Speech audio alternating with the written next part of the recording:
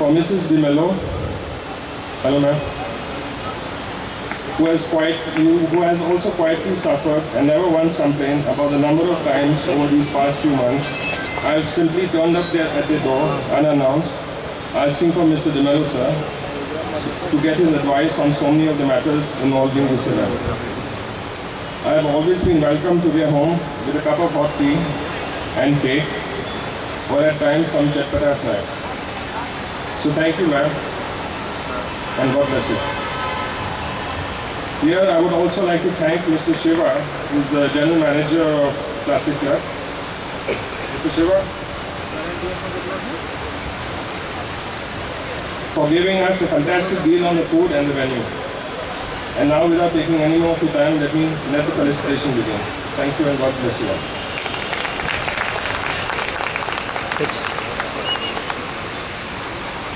A lot of our teachers and friends are not with us anymore.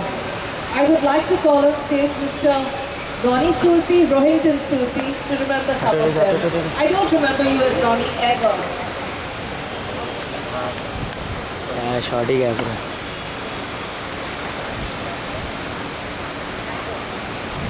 I'll split this into two. Hi everyone. I'm going to split this into two.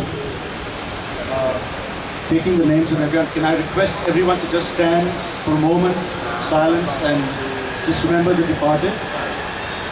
Mr. Newton, Mr. Badwe, Gayatri Agarwal, a Hindi teacher, Mr. Kotke, art teacher, Ms. Revati Rao, Ms. Aruna Tolia, librarian, Mr. Dinanath, our dear Dinanath, Deepak Matani. Deepak, your smile is still very fresh in my mind. Anil Kumar, art of class 80. Nelu Chopsy, Sundareshan Padmanaman, fondly called as Padu, Vipin Mirchandani, Samir Ajmera, Ragnesh Bagalia, Sanjay Lele,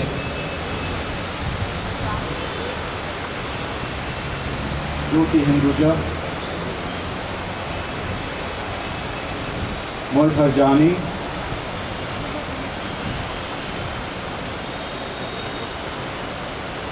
thank you very much.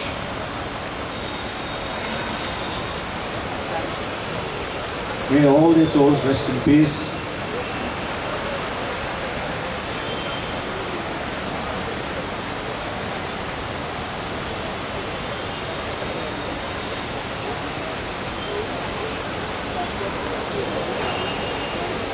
I'd like to take this forward, saying,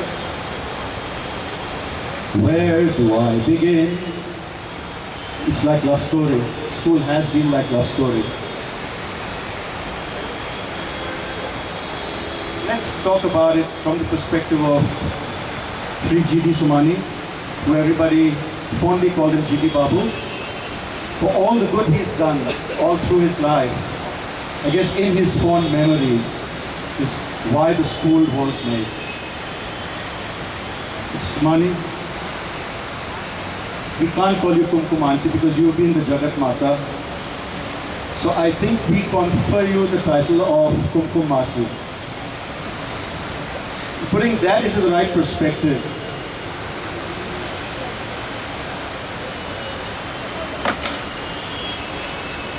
have a look at this, guys.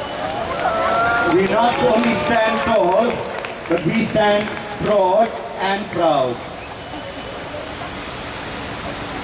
This was on the last day of school, and the funny thing is, most of the signatures have just gone off. I'm going to hand this over to Mrs. Somani because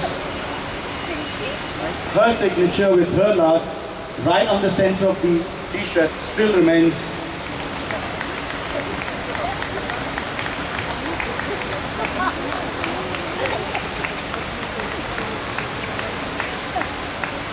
So that was my promise to her that I'd bring it along. Having said that, I'll just continue saying a word of thanks to all my teachers and the others who also not taught me. I hope for the teachers that I have not mentioned here, thank you once again on behalf of all the students in advance for all that you have done to make us what we are today. Let me start off by saying thank you to Mr. Newton. When I left the school, I still remember he said, if it's not perfect, it can never be the best. And that's exactly what I hold even today. Mrs. Somani, Kumkum Masi, believe in yourself because you can never let yourself down. You can do it only if you want to do it. That's what you said to me before I went for my 10th standard exams. Mr. De Mello, thank you for inculcating that values can never be compromised upon no matter what the situation or circumstances are. Mr. Sanjana, thank you for making me confident and drilling it to me. You can only be the best if you do your best. Mrs. Mani, not a day in my life, and I promise you, not a day in my life goes by, every morning as I brush my teeth, up and down, round and round. The kids have heard this a million times and they know who you are. Mr. Sharma, he's not here today, but thank you for teaching me and making me learn how to lose those small little battles to win the big war. Mrs. Narona, I think she's settled in Australia. She put something very beautiful in my mind. She never taught me a subject, but she always said this to me, and I thank her for inculcating this value. Who are we to forgive? Forgiveness comes from beyond. As good children of God, we should forget anything that has pained us and move on and never hold a grudge against anyone. Mrs. Jassal, thank you for making me learn to relax in those most stressful moments by saying, your dreams are yours, nobody can take those away from you. Mr. Godke, may you rest in peace. The horse and the donkey are two different species, as you sweetly told me. I'm so sorry. I made the drawing in a way you found it difficult to make out which one was what. Miss Gayatri Agarwal, may you rest in peace and please have a laugh up there in paradise. I can never thank you enough for making me believe it was so easy to pass my Hindi exam and get 35 marks. I did pass only in the 10th and the 12th. Mr. Patel, Mr. S.S. Patel, from the baseball to the basketball, thank you for teaching me it's only the focus on the ball that matters in that quick, hurry, fast, soon manner. Miss Chubb, thank you for making me so confident taking up French. The dictionary did help me write my exams. Miss Natkar, thank you for making me keep my watch 10 minutes fast. I still do that till today. Mr. Vijay Joshi, confession. I did mug up those theorems. That's how I passed. Miss Audrey Alves, thank you for letting me ride your Lambretta scooter every time I completed my assignments. Mrs. Parsati, your patience is commendable. Thank you so much. Mr. Badwe, I have two confessions. The 3 rats in your room were left by me. And that was only because of the slap. When those ray diagrams had crooked lines, and you asked me why they're crooked, and I said, when the light traveled, it was very windy. And that's why the rays were crooked. Last but not the least, Dinanath, thank you so much for letting me ring those school bells a couple of times, 15 or 20 minutes early. when it was time for vacation. Thank you so much. Last but not the least, I am indeed grateful for where I am today. Thank you, ma'am.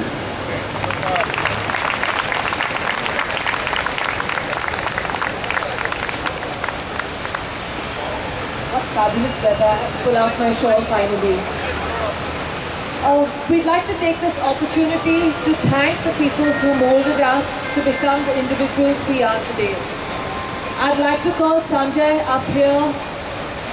Thank you, Sanjay. Please come. I know you're very tired, but I need you here today. We wanted to felicitate our teachers with a small token of appreciation for all that they did for us in our formative years.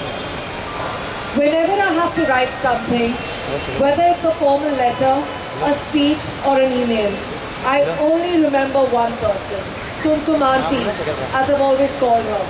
Mrs. Kumkum Samani was the trustee of the school, but she was even more than that. She taught my sister in kindergarten years and taught me creative writing all the way till the 7th grade. She knew I had a hard time writing, but was always patient and encouraging. She got me involved in dramatics and brought in the most awesome drama teachers to direct us. From Pearl Padamsi to Zarina Mehta, we have been taught by the best. Kumkum Auntie, our chief guest, please do come up on stage.